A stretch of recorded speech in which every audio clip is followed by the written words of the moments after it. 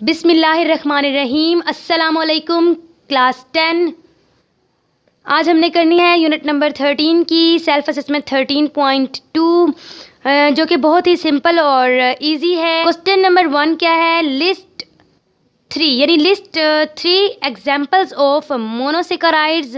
Number B है 3 examples of disaccharide. Number C है 1 example of ट्रायासेकेराइड्स और पार्ट डी है 2 एग्जांपल्स ऑफ पॉलीसेकेराइड्स। आपने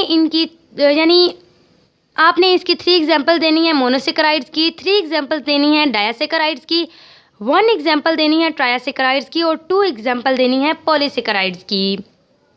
आई ओनली जस्टिफाई आंसर, मैंने सिर्फ आंसर लिखे हैं। 3 example of monosaccharides glucose, galactose और mannose. 3 examples of disaccharides maltose, lactose and sucrose.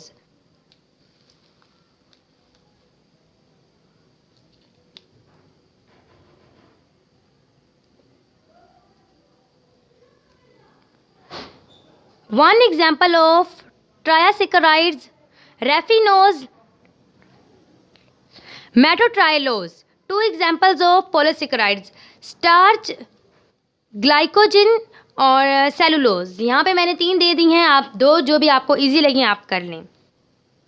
Part B करते हैं। पार्ट बी में इन्होंने पूछा है list sources of sucrose, maltose और लैक्टोज। सुक्रोज के आपने सोर्सेज लिखने हैं, माल्टोज के और लैक्टोज के। सुक्रोज के हमारे पास है शुगर कैन यानी गन्ना, शुगर बीट चुकंदर, हनी शहद एंड फ्रूट्स यानी फल। माल्टोज के एग्जाम्पल क्या है? Maltose is found in maltose, इन चीज़ों में पाया जाता है सीरियल्स, दालें, वाइन, शराब। पास्ता यानी पास्ता का मतलब होता है सवैयाँ एंड पोटैटोज और आलू। लैक्टोज, लैक्टोज किस में पाया जाता है? Lactose is main sugar in milk. Lactose खास शुगर यानी एक मेन चीज़ होती है, मेन शुगर होती है मिल्क के अंदर एंड डेयरी प्रोडक्ट्स और जो फार्म में डेयरी प्रोडक्ट्स जैसा कि चीज़, बटर एंड योगर्ट ETC। ये तीनों थी इसकी लिस्ट, ये इसके सोर्सेज थे। जिस तरीके से उन्होंने आपसे पूछा है सुक्रोज का, माल्टोज का और लैक्टोज का, आप तरतीब वाइज लिखें।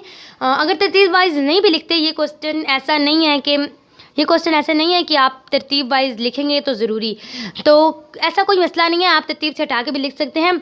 लेकिन ये ना हो कि अब आप ये सारे इनके जो इनके नेम्स हैं आप इनके अंदर उठा के लिख दें और इनके अंदर उठा के लिख दें, वो काम आपने नहीं करना। अगर आप सफाई से लिखेंगे तो बहुत अच्छा हो जाएगा। सेल्फ असेसमेंट आपकी बुक में होती हैं तो इसका मतलब है कि आपके पेपर्स में आती हैं।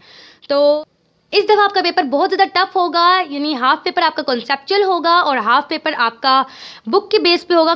पेपर्स में चेंजिंग लाई जा रही है, यानी अब आपको कॉन्सेप्ट की बेस पे पेपर करना होगा। सेल्फ असेसमेंट्स भी अंदर आती हैं, ऐसी बात नहीं है। आपका हाफ पेपर आपकी बुक से आएगा और हाफ पेपर कॉन्सेप्चुअल आएगा। कॉन्सेप्चुअल भी आपकी बुक से ही आएगा, लेकिन आपको कॉन्सेप्ट क्लियर होना बहुत ज़रूरी चीज़ है। तो अगली वीडियोज़ में मैं आपको बताऊँगी कुछ खास और कुछ इंपॉर्टेंट चीज़ें। देखते रहिएगा मेरा YouTube चैनल। अगर आपको मेरी वीडियो अच्छी लगी है तो इसे लाइक कर दें और जाते जाते मेरे चैनल को भी सब्सक्राइब कर दें और अपनी दुआओं में मुझे याद रखिएगा और अपना ढेर सारा ख्याल रखिएगा। अल्लाह हाफिज़।